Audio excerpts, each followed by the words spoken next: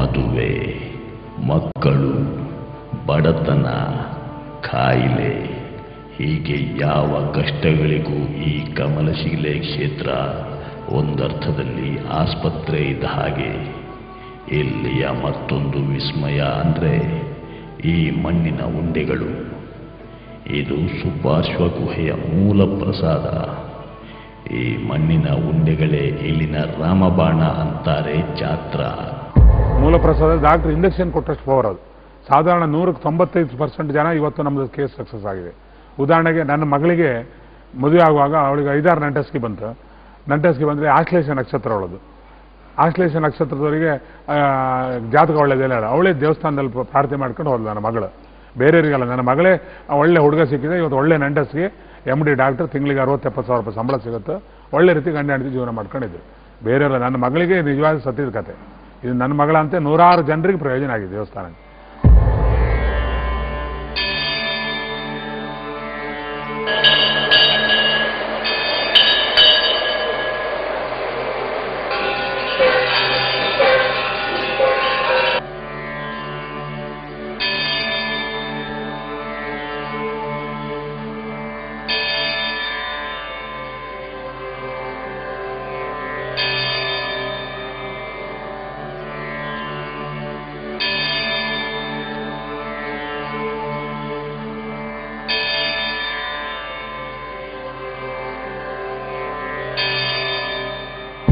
ಒಟ್ಟಿನಲ್ಲಿ ಈ ಕ್ಷೇತ್ರ ಅಂತ ಹೇಳುವಂಥದ್ದು ಪ್ರಕೃತಿ ತಾಯಿ ಅಂತ ಹೇಳುವಂಥದ್ದು ಪ್ರಕೃತಿ ಮಾತೆ.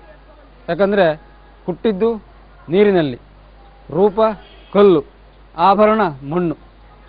ಅದರಿಂದ ತಾಯಿಯ ಒಂದು ಶಕ್ತಿ ಎಷ್ಟು ನಿರಾಡಂಬರಿ, ನಿಗರ್ವಿ ಆಗಿರ್ತಕ್ಕಂಥ ಒಂದು ಯಾವುದೇ ವ್ಯಾಮೋಹ ಇಲ್ಲದೆ ಇದನ್ನು ಪ್ರಪಂಚ ಮುಖಕ್ಕೆ, ಭಕ್ತ ಮುಖಕ್ಕೆ ತೋರ್ಪಡಿಸಿದಂತಹ ಒಂದು ಆ ಶಕ್ತಿಯಿಂದ ಭಕ್ತರು ಇವತ್ತು ಆಕರ್ಷಿತರಾಗ್ತಾ ಇದ್ದಾರೆ.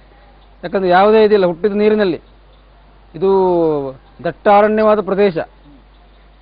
ರೂಪ ಕಲ್ಲು, ಲಿಂಗ ಶಿಲಾರೂಪದ ಲಿಂಗ, ಆಭರಣ ಬರೇ ಮಣ್ಣು.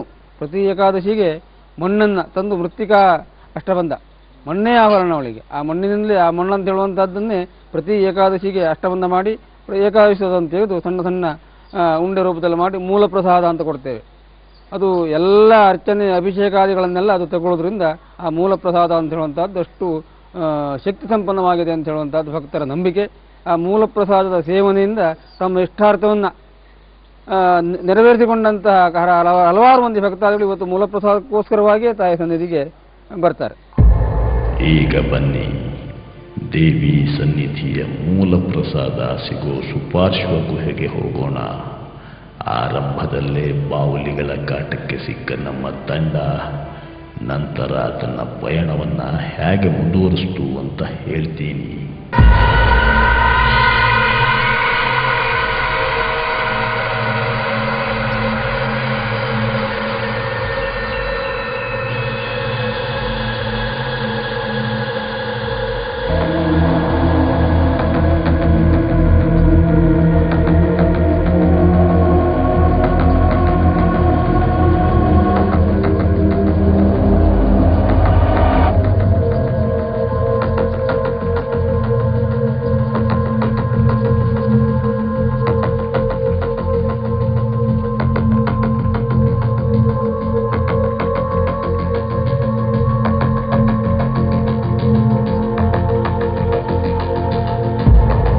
ಹೆಬ್ಬುಲಿಯಷ್ಟೇ ಅಲ್ಲ, ಈ ಗುಹೆ ಒಳಗಿರೋ ಯಾವ ಪ್ರಾಣಿ ಪಕ್ಷಿಗಳು ಕೂಡ ನರಮಾನವನಿಗೆ ಉಪಟಳ ಕೊಡೋದಿಲ್ಲ. ಆ ಸತ್ಯವನ್ನು ಪ್ರತ್ಯಕ್ಷವಾಗಿ ಕಂಡಿತ್ತು ನಮ್ಮ ತಂಡ. ಹಾಗೆ ಸಾಗಿ ಹೋದ ನಮಗೆ ಅಲ್ಲಿ ಕಂಡಿದ್ದೇ ಆ ಪೀಠ.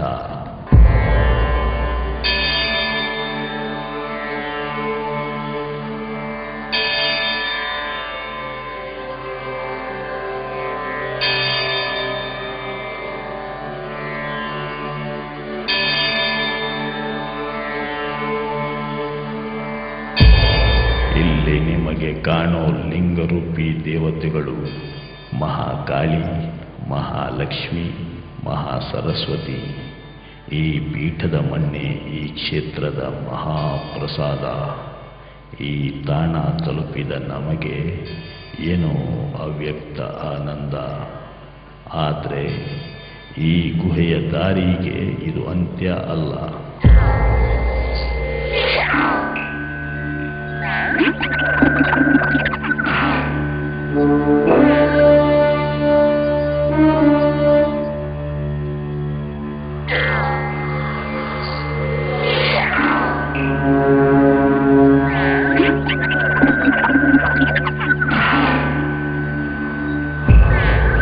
ಮುಂದಿನ ಪಯಣ ನಿಜಕ್ಕೂ ಅಪಾಯ.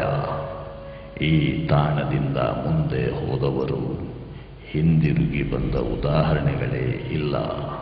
ಅಲ್ಲಿನ ತಮ್ಮ ಗುಹಾಯಾನ ಮುಗಿಸಿ ಹಿಂದಿರುಗಿ ಬಂದಿತ್ತು ನಮ್ಮ ತಂಡ. ಅಲ್ಲಿಗೆ ನಿಗೂಢ ತಾಣವಾದ ಸುಪಾರ್ಶ್ವ ಗುಹೆಯ ಅಷ್ಟೂ ಪುರಾಣ ಕಥೆಗಳು ನಮಗೆ ಸಿಕ್ಕ ತೃಪ್ತಿ ಇತ್ತು. ಆದರೆ ಇಂಥ ನಿಗೂಢ ತಾಣಗಳ ಕಥೆಗಳು ಜನಗಳ ನಂಬಿಕೆಗಳ ಜೊತೆ ಹುಟ್ಟಿಕೊಂಡದ್ದಾಗಿವೆ. ಆದ್ರಿಂದಲೇ ಇದನ್ನು ನಂಬುವುದು ಬಿಡೋದು ನಿಮಗೆ ಬಿಟ್ಟ ವಿಚಾರ.